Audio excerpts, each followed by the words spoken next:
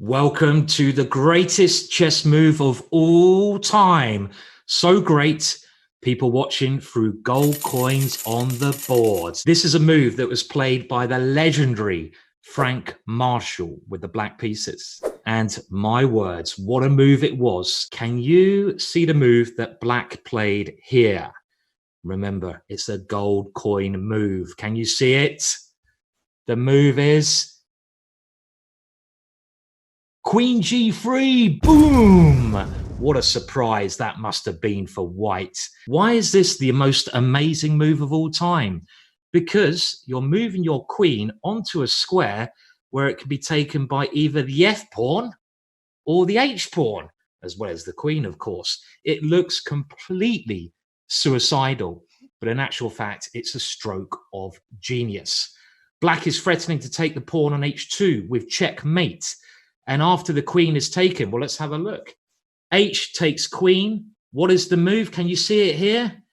Knight to E2, checkmate. Boom! And what happens if the F pawn takes the queen? It's the same move again. Knight to E2, check, forcing the king into the corner.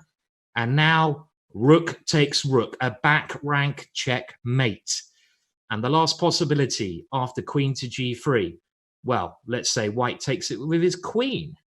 Black now goes knight to E2 check. A very annoying move for white. King to H1. Knight takes G3 check. And you can see white is in a lot of trouble here. If pawn takes knight, rook takes rook. And again, it's a back spanker.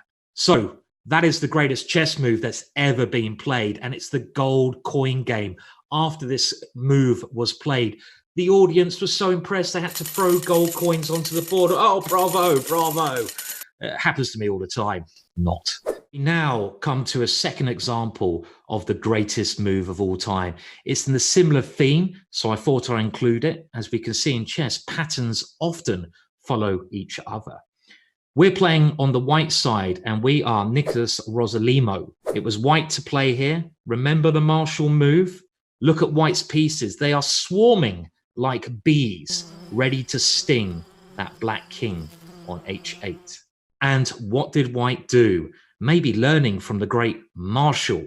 White now played the phenomenal move, queen into the guts on G6. Whoa, whoa, this magical move again. And the idea of this, again, like the Marshall idea, is to attack H7. So we're threatening checkmate there. We're moving into two pawns, can capture us. But let's have a look what happens if either of those pawns do take the queen.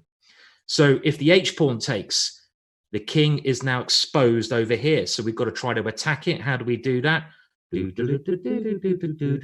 Checkmate. Lovely. What else can black play here? Well, if F takes queen, we have to force open the black king. Knight takes G6 check. And again, after pawn takes, it's the same idea. You can sing along if you want to, you know, why not? Checkmate. Don't do that in an actual game, though, because your opponent might get a little bit annoyed. Be funny, though. After queen G6, is there any other moves that can be played? Well, if black decides to take the knight, trying to get rid of another attacker, we can go queen takes F6 check, and rook comes to G3 next move. And hopefully you can see why that's winning. In the actual game, black decided to play queen to C2, trying to cover things like this, but now we have that musical move, rook to H3, and black cannot stop checkmate here, so the game is over. The last example I have on the similar theme is played by an ex-world champion. So let's bring this one up, and hopefully then you'll have an idea of how the most amazing move of all time can be played. Maybe you'll even get a chance to play it yourself. So for the last example, we come to one of the greatest world champions of all time, Alexander Alekhine. And Alexander had the white pieces here. Maybe already you can see what Alexander played. And it's white to play. Look at black's pieces. They're all sleeping on the back rank. The poor guys haven't got out of bed.